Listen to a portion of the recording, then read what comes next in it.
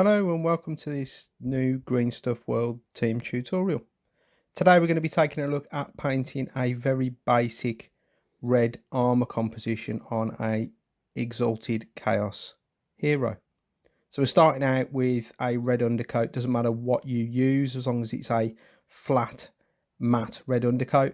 And the first thing we're going to do, we're going to take Ancient Sepia wash, and you'll see what I'm doing here. I'm very gently washing into all the recesses with a slightly thin the wash down with some water, slightly thinned glaze consistency of the wash. This helps us define the darkest shadows from the very start of the painting. So here we go. Once we get this done, we're going to move on to some of the small details. Now, although the chainmail at the front is not part of the armour, which we're focusing on today, we're using ANTHRAX metal. We're going to put that in now because that helps us get this area rendered so it's out the way. We're going to be painting more armour around it. And then we're going to move on to the first red tone. This is Cutthroat Red, one of my personal favourites from GreenStuffWorld. And the first thing you're going to do is you're going to thin this down to a layer consistency. And we're going to start to map out the areas on the armour, which when we've finished, will actually be presented as our mid-tone. So start to pick the areas on the armour. What I would advise you do is, once you've picked your light source, mine's coming directly down from above, start to look at the contours of the armour, and as you lay the red into the areas that you want this, I normally put the mid-tone in red armours towards the one side, so the one edge. Sometimes it can sit in the centre of the panel, but it all depends on the sculpt. So you'll see here I'm gently working around on the very edge. We're going to go up here as well underneath the arm, and we're laying in Cutthroat Red just as a basic sketch of our first tone. Now we're very carefully going to move over to the next colour, which is Red Truth, and we're going to lay that next to where we put the Cutthroat Red. We're not going to blend this, we're just going to lay a bar next to it. With this type of angular armour, often the blend will come from some stippling layers later on. I'm not too concerned about not blending this perfectly because it's a very angular armour, so the planes of light that are going to affect the colour are going to be quite sharp. So again, Red Truth, you can see we're placing it next to where we started with the Cutthroat, with another band of this colour. And again, thinned with a small amount of water to allow consistency. And we're just working around adjacent to where all the Cutthroat Red is. Very careful application on the feet there so we don't go over the edges. That's it, there we go. Okay. So we're now going to mix that Red Truth 50-50 with Ember Orange. Ember Orange is a very bright colour. Now the fear sometimes when painting red is you can end up going too far with a highlight with white and ending up pink, or going too far with a highlight with yellow and ending up with orange. But Ember Orange sits perfectly just slightly off a red tone and really helps us render the light on these panels without things starting to look orange. We're trying to maintain that red look. You'll see what I'm doing here is the area adjacent to the Red Truth, and also because I've thinned this to a very, very light glaze, I'm also blending slightly over the Red Truth, so we're overlapping very slightly, but we're looking towards the sharpest edges, but not the sharpest edges yet. And then very quickly, we're going to move over to another one of my favourites, Faded Orange.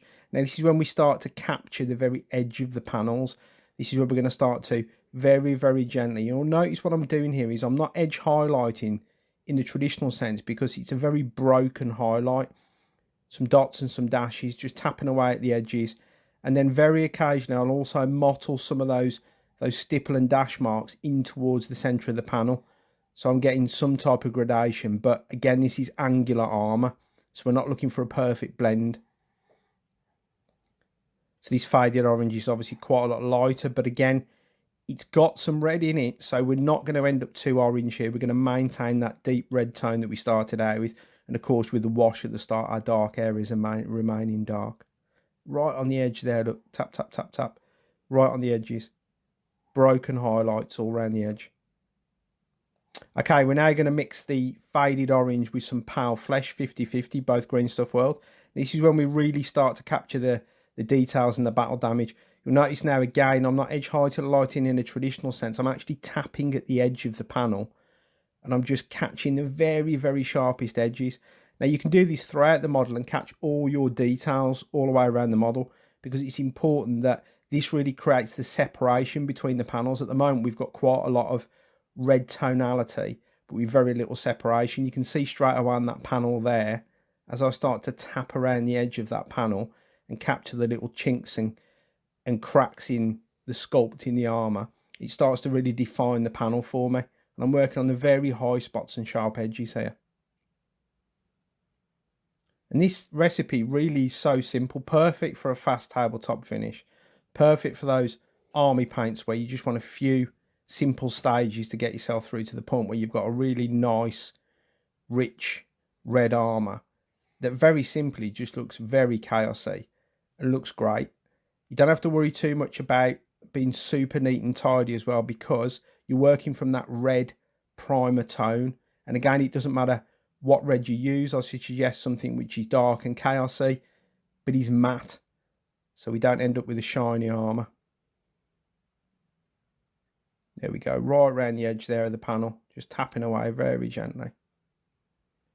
And again, this next stage I'm going to show you, just really so you're aware of what I do. It's not part of the main armour, but this is Dorado Gold, GreenStuffWorld Metallic. We're going to put in the kneecaps with this, or the knee covers. This will have a wash afterwards with ancient sepia again, then a highlight with shiny gold. But I'm just showing you that so you can see how that cuts through the red and makes a really, really nice sharp finish. And that's it. Super fast, super effective.